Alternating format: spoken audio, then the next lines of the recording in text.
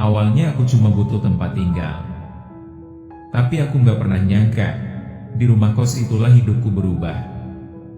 Ketika malam itu, aku bangun jam 2 dini hari, dan melihat pintu kamar ibu kos terbuka sedikit. Namaku Adi, 24 tahun, baru saja diterima kerja di sebuah perusahaan swasta, di kota kecil di Jawa Tengah. Karena belum sempat cari rumah kontrakan, aku memilih tinggal di rumah kos, milik seorang janda cantik bernama Bunia. Bunia, 38 tahun, adalah pemilik rumah kos tempat aku tinggal.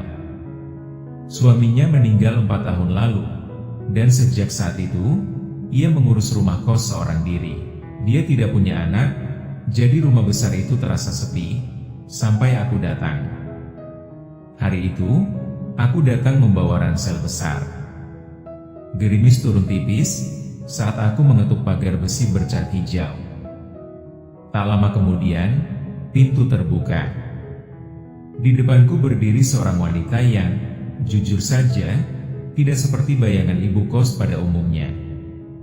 Bunia mengenakan daster longgar warna ungu, rambutnya diikat sederhana. Tapi ada aura dewasa dan memikat darinya.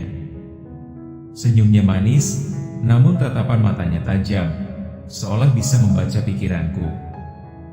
Adi ya? Yang mau ngekos di kamar belakang? Iya Bu. Saya sudah hubungi lewat pesan kemarin. Dia mengangguk dan mempersilahkan masuk. Rumah itu bersih dan tertata rapi. Bunia menuntunku ke kamar kos, yang dulunya adalah ruang kerja mendiang suaminya. Kalau ada apa-apa, langsung saja ketuk pintu saya. Kamar saya di depan. Malam itu hujan deras. Aku belum bisa tidur. Di luar kamar, terdengar suara sendok yang beradu dengan cangkir. Aku mengintip dan melihat Bunia duduk di teras belakang, sendirian, menyeduh teh. Aku pun keluar. Belum bisa tidur juga Bu? Dia menoleh pelan.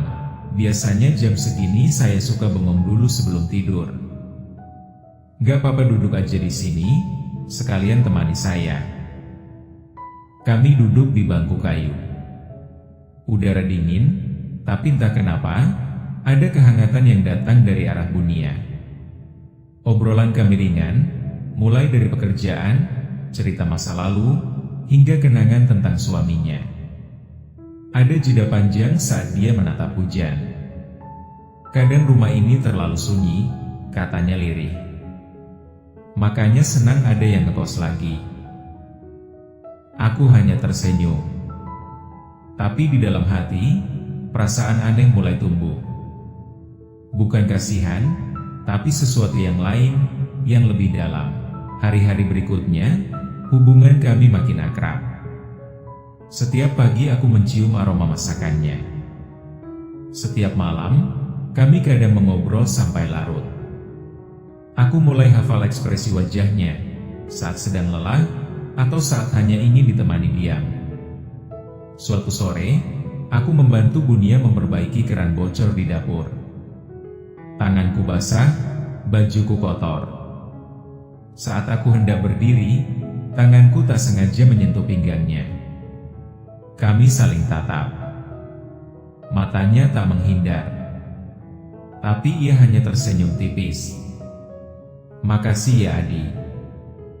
Kalau kamu gak ada, mungkin saya bingung harus minta tolong siapa. Aku mengangguk, tapi jantungku berdetak cepat. Puncaknya terjadi seminggu kemudian. Saat itu listrik padam. Aku keluar kamar, dan menemukan Bunia sedang menyalakan lilin. Seremnya kalau gelap gini, katanya sambil duduk di lantai ruang tamu. Lilin kecil menerangi wajahnya, menciptakan bayangan lembut di pipinya. Aku duduk di depannya. Tanpa sadar, jarak kami semakin dekat. Obrolan kami makin pelan, makin dalam. Sampai akhirnya dia menatapku dan berkata pelan, "Adi, kamu sadar gak? kalau saya itu kesepian. Aku terdiam. Napasku berat.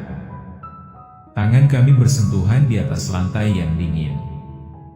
Aku juga, Bu, bisikku.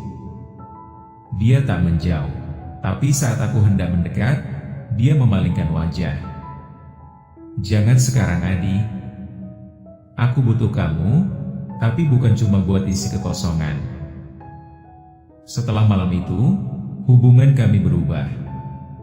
Ada ketegangan dalam setiap tatapan, dalam setiap sentuhan kecil yang tak disengaja.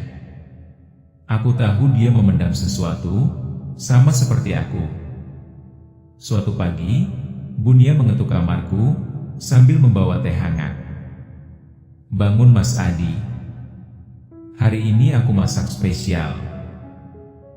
Aku tersenyum. Dia duduk di ranjangku sambil mengamati isi kamar. Kamarmu makin nyaman ya? Kok ada fotoku di meja? Kenapa? Aku nyengir. Biar terasa nyaman aja, Bu. Dia menatapku lama, lalu berkata, kalau kamu serius tinggal di sini, mungkin suatu saat rumah ini bisa jadi milikmu juga. Aku terdiam.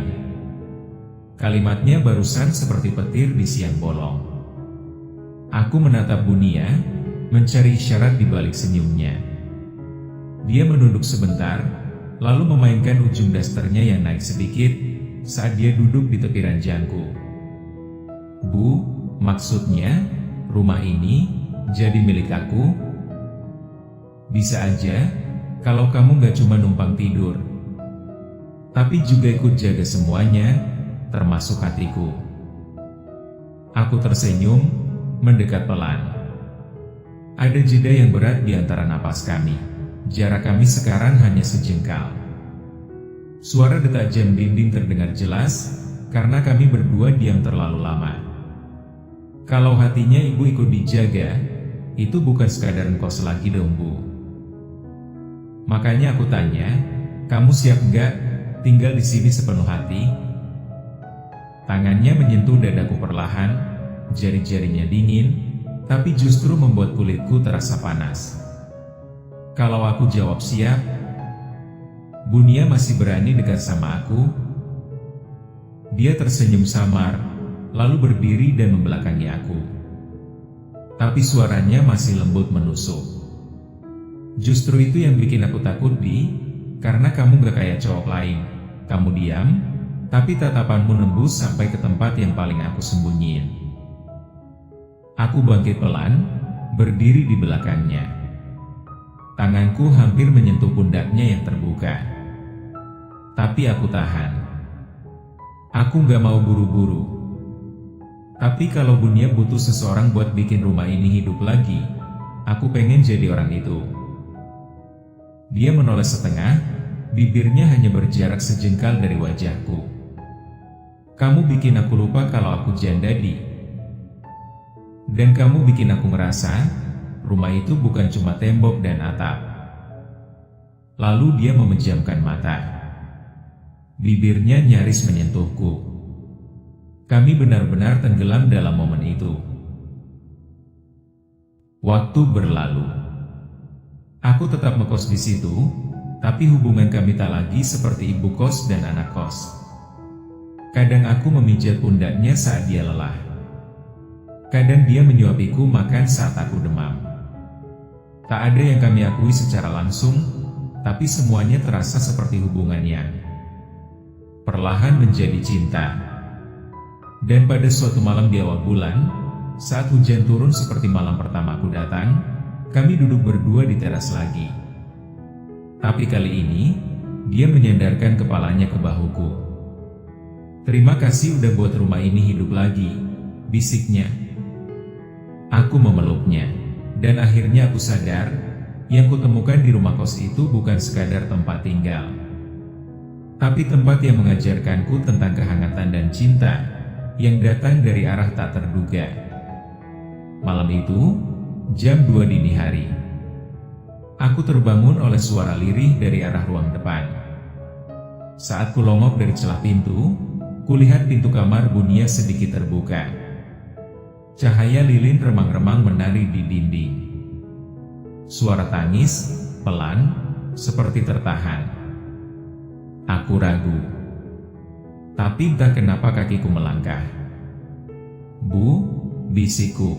Dia duduk di lantai kamarnya, hanya mengenakan kain batik melilit tubuh, pundaknya terbuka, rambutnya berantakan.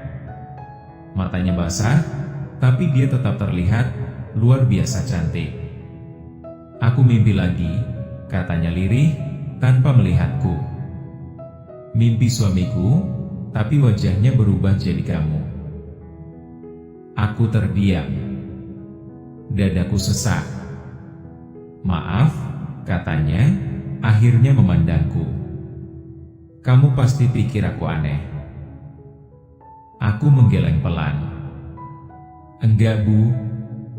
Saya juga kadang ngerasa aneh. Di rumah ini, semuanya terasa beda." Dia tersenyum kecil. "Kamu ngerasa juga ya?"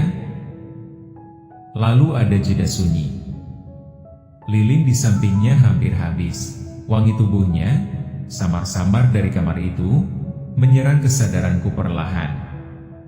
"Adi, kamu pernah ngerasa seseorang itu hadir bukan kebetulan?" katanya sambil meraih tanganku. Jantungku berdegup kencang. Kulihat matanya, ada kesepian yang dalam, tapi juga ada api kecil yang sedang menyala. "Pernah," jawabku pelan. "Waktu pertama kali lihat ibu." Dia tertawa kecil. "Jangan panggil aku ibu kalau ngomong kayak gitu." "Bunia, aku nggak bohong." Dia menggenggam tanganku lebih erat, lalu berdiri mendekat. Tubuhnya nyaris menempel ke dadaku. Napas kami berpadu. "Kalau kamu tetap tinggal di sini, Adi, kamu yakin bisa tahan?" "Aku justru takut kalau harus pergi," jawabku. Sejak malam itu, hubungan kami tak bisa kembali ke awal. Setiap pagi aku bangun lebih cepat, berharap melihat Bunia lewat depan kamarku dengan dasternya yang tipis. Setiap malam, langkahku melambat saat mendengar suara air dari kamar mandinya. Kami belum menyentuh garis itu, tapi kami sama-sama tahu, kami makin dekat dengannya. Suatu sore, Bunia duduk di ruang tamu, mengenakan baju tidur satin yang terbuka sedikit di bagian leher. Kaki telanjangnya selonjor di sofa, wajahnya lelah tapi cantik. Dia memanggilku. "Adi, sini deh, pijitin sebentar." Aku duduk di sampingnya. Tanganku mulai memijat pundaknya. Kulitnya hangat, lembut. Dia memejamkan mata, bibirnya terbuka sedikit menahan napas. "Tangan kamu enak ya?" Aku tertawa gugup. Tapi dia menggenggam jemariku dan meletakkannya di atas pahanya. "Gak apa-apa kan kalau kita sedikit lebih dekat?" Aku tak menjawab. Karena malam itu, untuk pertama kalinya, kami berdua membiarkan perasaan mengambil alih. Dan malam itu, Bunia bukan lagi sekadar pemilik rumah kos. Dia menjadi rumah itu sendiri. Tempat aku ingin pulang. Tempat yang kutakuti, karena bisa membakar semua batas. Malam itu udara sangat lengang. Hujan belum turun, tapi langit mendung menggantung berat. Bunia memintaku tetap di ruang tamu setelah makan malam. Dia mengenakan kaos longgar warna hitam, bagian lengannya sedikit turun, memperlihatkan kulit bahunya yang putih dan lembut. Rambutnya digerai, matanya menatapku, bukan seperti ibu kos, tapi seperti wanita yang sudah menunggu terlalu lama untuk ditemani. "Kamu tahu, Adi, sejak kamu tinggal di sini, malam-malamku jadi lebih berat." "Kenapa, Bu?" "Karena aku jadi sering membayangkan hal-hal yang gak seharusnya aku pikirkan." Aku menelan ludah. "Hal apa?" "Misalnya," dia mendekat. sangat dekat. Tangannya menyentuh jemariku pelan, mengusapnya seperti sedang membaca sesuatu yang tak terucap. Misalnya, kalau aku masuk ke kamarmu tanpa mengetuk, kamu bakal usir aku nggak? Nggak akan, malah mungkin aku buka pintunya duluan. Dia tertawa kecil, tapi matanya masih tajam menatapku. Kamu bahaya, Adi. Bunia juga lebih bahaya lagi. Dia bergeser lebih dekat, jarak kami sekarang hanya sejengkal. Suara napasnya terasa di leherku. Kalau kita terus begini, salah satu dari kita pasti jatuh. Lalu kenapa kita belum jatuh-jatuh juga? Tangannya kini berpindah ke pundakku, lalu mengusap pelan ke arah dadaku yang berdebar kencang di balik kaos. Mungkin karena kita saling menahan, tapi jujur, aku mulai lelah menahan di. Kalau aku lepasin semua, Bunia siap? Bunia berbisik di telingaku, aku siap kalau kamu bukan cuma pengisi kamar, tapi pengisi hatiku juga. Malam itu, kami tak butuh banyak kata lagi. Hanya tatapan, hanya genggaman, dan keheningan yang akhirnya tak bisa lagi menyembunyikan apa yang selama ini tertahan. Dan aku sadar, malam itu kami memang jatuh. Tapi kami jatuh bersama. Pagi itu, cahaya matahari masuk malu-malu lewat celah tirai jendela. Udara hangat tapi masih terasa sisa dingin dari malam sebelumnya. Aku terbangun lebih awal dari biasanya, tapi bukan karena alarm, melainkan karena aroma tubuh Bunia yang masih samar tertinggal di bantalku.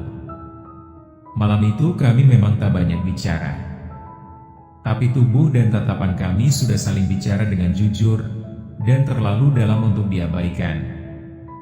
Aku bangkit pelan dan keluar kamar. Di ruang tamu, Bunia sudah duduk di sofa, rambutnya diikat asal, dan ia hanya mengenakan baju tidur satin tipis warna abu-abu. Kopi panas mengepul di hadapannya. Dia menoleh dan tersenyum lembut. Pagi juga, Bu. Kami diam sesaat. Tapi itu bukan diam canggung, itu diam yang penuh pengertian. Diam yang hanya bisa terjadi setelah dua orang melangkah melewati batas yang tak seharusnya dilewati, tapi juga tak bisa ditahan lagi. Bunia menatapku lirih. Kamu masih Adi yang sama kan? Aku mendekat pelan. Mungkin gak, Bu. Tapi aku masih tinggal di sini, dan masih pengen dekat sama Bunia. Dia tertawa kecil, tapi matanya sedikit berkaca. Pagi begini, biasanya aku sendirian di rumah. Tapi sekarang, rasanya beda. Kalau aku boleh, aku pengen bikin setiap pagi Bunia jadi beda. Tangannya menyentuh lenganku. Lalu ia menunduk sebentar, seperti menahan gejolak yang tak bisa sepenuhnya dia kendalikan. Jangan bikin aku terbiasa sama kamu, Di. Kenapa, Bu? Karena kalau kamu pergi, rumah ini bakal terasa lebih kosong dari sebelumnya. Aku menggenggam tangannya erat. Aku gak datang buat sementara. Aku datang karena mungkin aku memang harus tinggal di sini. Bukan cuma di kamar belakang, tapi di hidup Bunia. Bunia menatapku lama. Sangat lama. Lalu, perlahan, dia meletakkan cangkir kopinya ke meja. Jemarinya gemetar sedikit, dan aku bisa lihat ada sesuatu yang sedang berperang di matanya, antara keraguan dan hasrat, antara logika dan rasa yang terlalu lama dipendam. Bunia berbicara lirih, jangan bilang hal kayak gitu, kalau kamu sendiri belum siap nerima aku sepenuhnya. Kenapa ibu pikir aku belum siap? Dia berdiri, lalu mendekat. Tubuhnya hanya berjarak sejengkal dariku. Wajahnya, yang pagi tadi terlihat tegar, sekarang rapuh dan penuh pertanyaan. Karena aku bukan cewek muda, Di. Aku pernah gagal, aku pernah hancur, dan aku lebih takut lagi kalau kamu cuma lagi main-main di tempat yang salah. Aku menghela napas. Tanganku terangkat, menggenggam jemari tangannya yang dingin. Bunia bukan tempat yang salah. Justru, mungkin ini tempat paling benar yang pernah aku datangi. Dia tertawa kecil, tapi matanya mulai berkaca. Kamu tahu, Di, aku gak pernah nyangka anak kos bakal ngomong kayak gini ke aku. Aku tersenyum, kalau aku cuma anak kos, mungkin aku gak berani bilang begini. Lalu dia tiba-tiba mendekat. Sangat dekat. Tangannya menyentuh leherku, matanya menatapku dari jarak yang nyaris tak ada. Bunia berbisik, kamu bikin aku takut, Di. Takut kenapa, Bu? Takut nanti terlalu nyaman. Dia menarik napas dalam, lalu menempelkan dahinya ke dadaku. Lama, sunyi, tapi penuh getaran. Aku bisa rasakan detak jantungnya. Cepat. Sama sepertiku. Aku mengusap punggungnya pelan. Aku di sini, Bu. Dan aku gak mau kemana-mana. Dia mendongak, matanya berkaca-kaca. Kalau kamu beneran bertahan, Di, jangan cuma buat tubuhku, tapi buat seluruh luka yang aku bawa. Aku mau semuanya, Bu. Luka, tangis, senyummu, aku gak pilih-pilih. Kami saling menatap, lalu perlahan, dia menggenggam tanganku, membawaku kembali ke sofa. Dia duduk, dan menarikku untuk duduk di sampingnya. Matanya menatap tajam, tapi lembut. Kalau kamu tinggal di hatiku, Di, kamu gak bisa keluar semudah pindah kos ya? Aku tersenyum nakal, tenang saja, Bu, aku bahkan belum mau keluar dari pelukan ini. Dan di pagi yang masih muda itu, tanpa sentuhan berlebihan, tanpa kata cinta yang klise, kami saling mengikat dalam diam. Karena kadang, yang paling membakar adalah yang paling tenang.